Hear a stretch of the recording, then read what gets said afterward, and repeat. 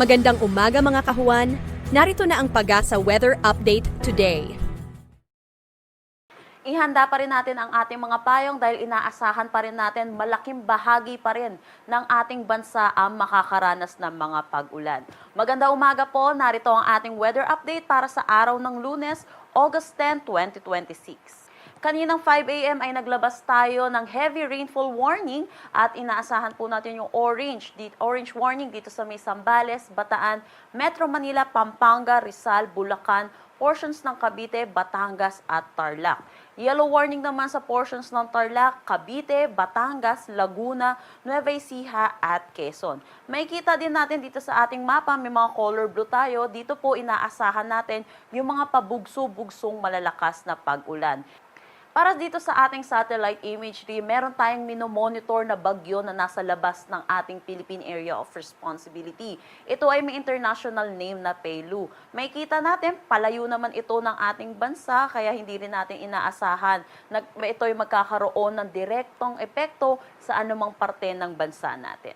Sa ngayon, patuloy pa rin ang pag-iral ng southwest monsoon or habagat dito sa buong Luzon at western section ng Visayas. Ito po yung nagdadala ng mga pag-ulan dito sa malaking bahagi ng ating bansa, lalong-lalo na dito sa Luzon.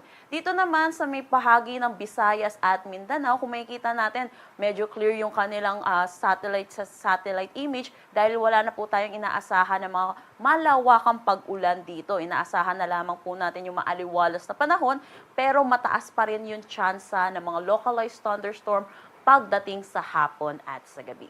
Makikita din natin dito sa ating satellite imagery, meron tayong umiikot dito. Ito po si Dolphin, yung binonitor po natin na bagyo sa labas ng ating Philippine Area of Responsibility noong mga nakaraang araw. Tuluyan na itong naglandfall dito sa may China at inaasahan natin dahil na rin sa interaction nito sa kalupaan ay hihina na rin ito at is posible na rin humina itong southwest monsoon natin na pinalalakas nito noon na si Dolphin sa mga susunod na araw. Pero sa ngayong araw po, inaasahan pa rin po natin magiging maulan pa rin po ang panahon natin.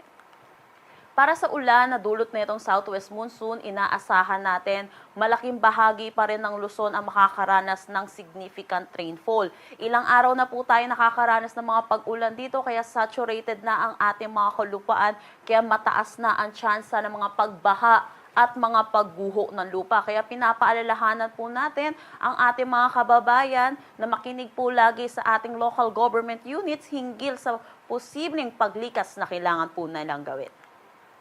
Para naman bukas, medyo mababawasan na yung mga pag-ulan na mararanasan natin dulot ng habagat. Pero significant rainfall pa rin po ito at inaasahan pa rin natin magdadala pa rin ito ng mga pagbaha at mga pagguho ng lupa. Pagdating ng Wednesday, yun po humihina na yung ating habagat at inaasahan na lang natin ang 50 to 100 millimeters of rain sa may Zambales, Bataan at Occidental Mindoro. Yun po, pero may epekto pa rin yung southwest monsoon nito by Wednesday pero humihina na nga dahil na rin sa paghina ng epekto ng habagat dito sa ating bansa. Meron tayong nakataas na gale warning dahil sa malakas na bugso nitong ating southwest monsoon.